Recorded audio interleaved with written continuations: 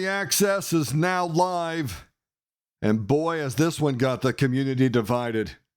And look, you can see the countdown. Really trying to sell that extra $40 package, aren't they? I guess it's more like $25 when you factor in the free game time. But they've got the graphic up top. They've got the countdown timer. Really trying to pressure people like, dude, you really want to wait 3 days, 4 hours, and 20 minutes to get in? Or do you want to access the game right now? And you click on this little button, and then here you are, that epic edition that's going to get you that early access. And this is the first time they've split the community on launch. And boy, it's really caused some division. Now, let's be fair from the start and say that there's a lot of games that do this, if not most of them now. And the trend is most certainly going to continue. But World of Warcraft is kind of different in the sense that it has a monthly sub fee. You still have to pay for the expansion.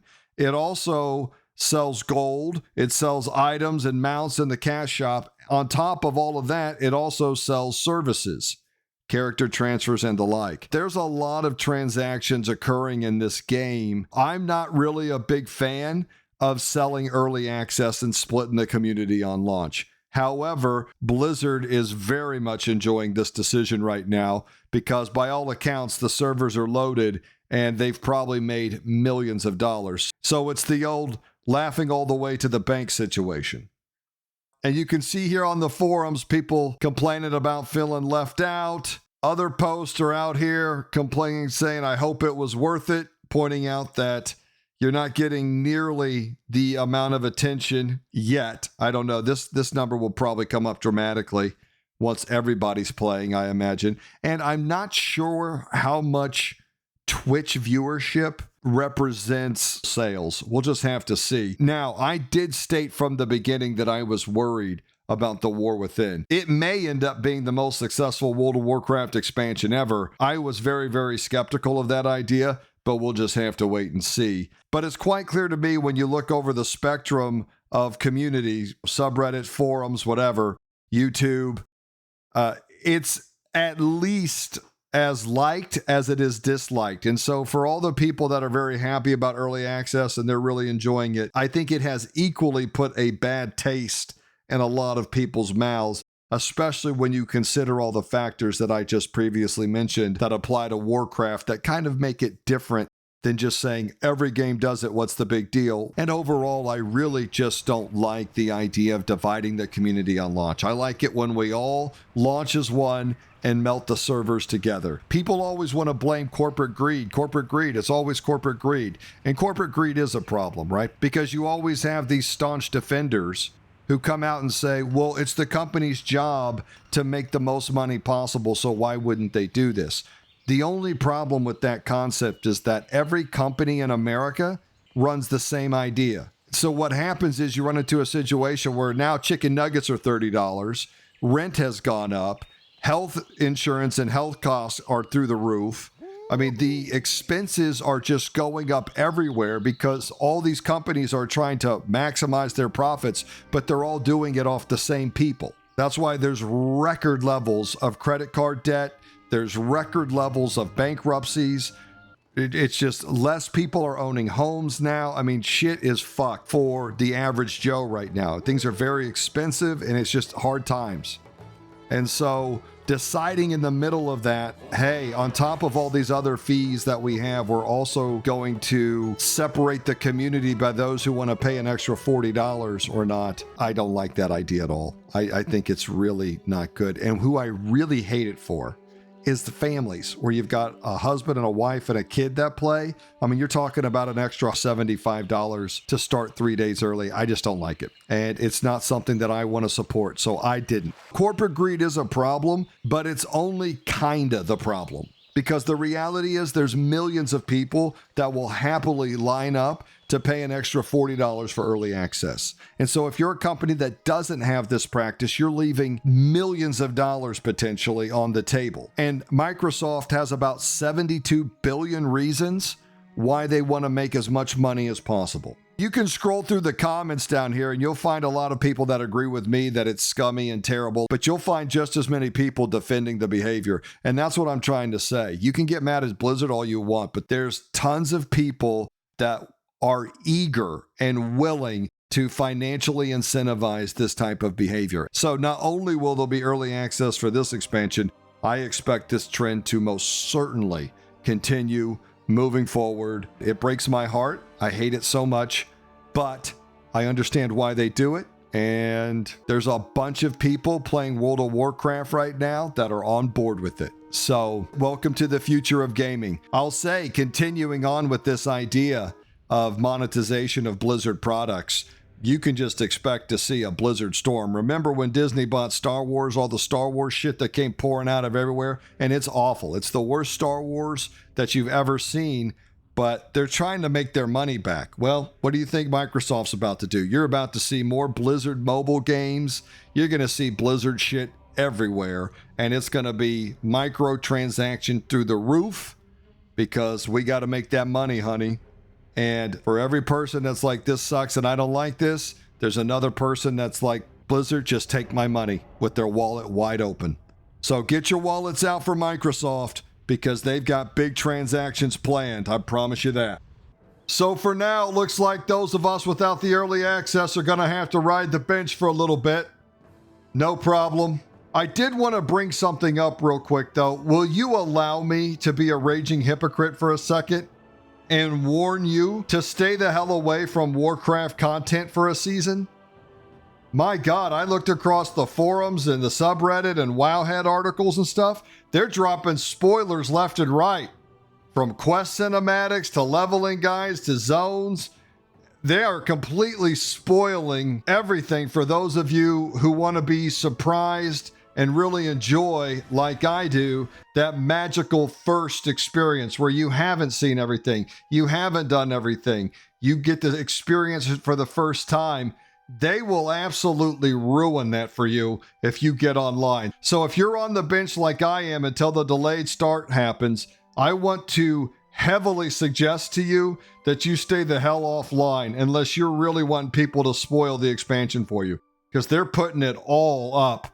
And they don't give a damn if they ruin your experience. They just want clicks or views or whatever. We're all guilty of it, and I'm part of the problem, so I won't act like I'm above it. But I do want to warn you that there's a lot of stuff being posted out there that does not have spoilers posted on it, but it will damn sure spoil what's going on in the expansion and what happens. So if you're looking to have that awesome, fresh, new experience, just stay the hell offline and stay the hell away from WoW content for a bit. Also, if you're waiting in the wings, I want to give you the Boklahoma Leveling Care Package. Okay, these are my suggestions of things that you should do so that you can be prepared to have the most magical leveling experience possible. The first tip I want to give you is to go ahead and bind that Hide UI button. You pull that UI up when you need it, right? You got to chat, you got to hit buttons, you got to see health bars and power and all this other crap. All right, so there's times when you need this up, but the reality is there's a lot of times you don't. And if you'll just drop your HUD for a bit, especially when you're cruising around and stuff, it really adds to the immersion of being in the game. And I try to demonstrate that in my videos and footage. Flying around, you got all this stuff up, but you don't need all this right now, right? You can just drop it, and now look. Oh, that's just eye candy, isn't it? And you're flying around, just having a ball. And this way you get to fully experience one of Blizzard's great strengths, which is soaring around and being in these beautiful pieces of art, these virtual worlds that they create. And there's very few companies that do it better than Blizz. It's just absolutely a magical experience, and dropping that UI is going to make it all the better. And if that's something you're interested in trying out, I can show you quickly where that option is. You come into options, key bindings, come down here to miscellaneous, I believe. And yep, there it is. Toggle user interface. That's the one you want. For me, Control-Shift-Z. I can just pop it down, pop it up when I need it. And I just find that to be something that greatly enhances your immersion and experience in every area of the World of Warcraft. If you haven't found that before, check it out and give it a try and tell me what you think. I think you will greatly appreciate dropping that HUD every once in a while. All right, so we dropped the UI. Now you got that one done. Tip number 2, and I've told you this one 1,000 times, but you don't listen to me. No, you don't. How many times do I have to tell you to get your damn Alliance gliders? There's going to be times when you're out leveling that you're going to be real up high and you're going to need to get down low quickly. And yeah, you can pop cooldowns and all that stuff, or you can do it in style by popping out that glider. And what you're going to do, you're going to get up here, right? You're going to be like, I need to go all the way down there. Not a problem. A lot of people make this mistake and they just hop out and they get their glider. But what I like to do, I like to put a little sass on it, okay? Go ahead and pop a cooldown. Look at that. Huh? Like an angel from the sky.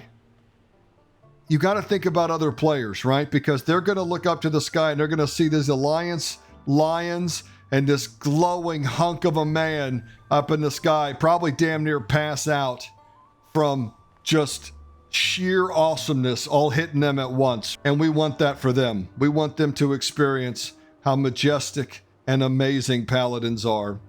And so that's why we do that. You got to put a little something on it. You guys are just hopping on these gliders and it just drives me crazy. Put a little something into your glide. Enjoy it. Drop that HUD down. You can look around. Look how beautiful. That cool air blowing through your transmog. This is how it's done. And I keep telling you guys to get these, but you don't listen to me. So you're just going to jump down and pop bubble or do something just primitive. That glider's going to deliver you right where you need to be in style and glory. Now, remember, you can get these from a couple places. If you have some marks of honor, you can come over here to Lieutenant Dorgan in Dalaran. The other option is, if you don't have the marks of honor, or you don't have a Dalaran anymore, you can come in here and just type in glider. And there you go, Alliance glider kits. They're pretty expensive, especially at the start of an expansion, because people know how valuable they are for leveling. So they really kind of kick up the price. You could also have one of your engineer buddies make these for you, but there's your Alliance glider kits. Go ahead and grab you a few of those because they're just extremely helpful and they're awesome and glorious and amazing and one of my favorite things in the game. And look here, they even made one for the Hordes, unfortunately. Although I think we all agree that it's not nearly as cool and beautiful and awesome as the Alliance one. Just make sure you spread that glider out nice and wide and get a lot of speed going and then fly it straight up your ass, Hordes. I'm telling you right now, you're going to find yourself falling to your death and you're going to be like, oh God, this is going to be a nightmare. I'm going to die on the side of some mountain and I'm not going to be able to get back to my body, or I'm going to have to die over and over again until I can finally spawn somewhere where I can mount up and get back to questing. And if you had just listened to your boy Boklahoma, it would be cool, right? Because then you would just hit your little button, boom, and now look at you. Now you're in cool mode. You're chilling. In the loving arms of Boklahoma. Listen to me, family. Get you some glider kits. You're going to need them. They're awesome. They're amazing. Look at this. This is where you want to be. This is who you are.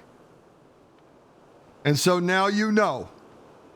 There's going to be times that you need to go from high to low. So listen to Bo. There you go. And my final tip, and this one's a specific shout out to my healer brothers and sisters out there.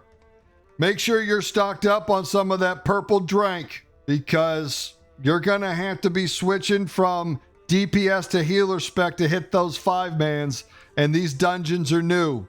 which means that there's going to be a lot of people standing in a lot of shit. And they're going to take a lot of damage, which means you're going to have to heal a lot, which means you're going to use a lot of mana, and you're going to need to get mana back very quickly because God knows our tanks could never stop for 1 second, and they're not checking on your mana at all. They're just in pool mode. So make sure you have some refreshing beverages to help you get that blue power back to take care of your team. You can't be sure that you're going to have a mage in your group, and to be honest, you can't even be sure that the mage will put down a refreshment table these days. My God. It's just incredible how many mages won't put down a refreshment table. It's shocking, actually. And there you have it.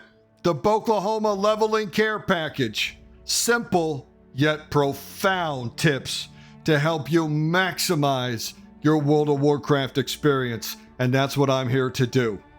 Once you get all set up, if you're on the delayed access program like I am, make sure you just sit your ass back down on the bench for another, 3 days, 14 hours, and 52 minutes, or whatever we're at right now, till we get put in the game. That's fine. There's plenty to do. Just know, those of you riding the bench right now, that I'm riding it with you, and that Boklahoma holds you in his heart. And I'm proud of y'all. Screw early access launch. It's awful. And it's a crappy practice, but it's here to stay, and it is what it is. I'll see y'all out there soon enough. Have fun. Boklahoma out.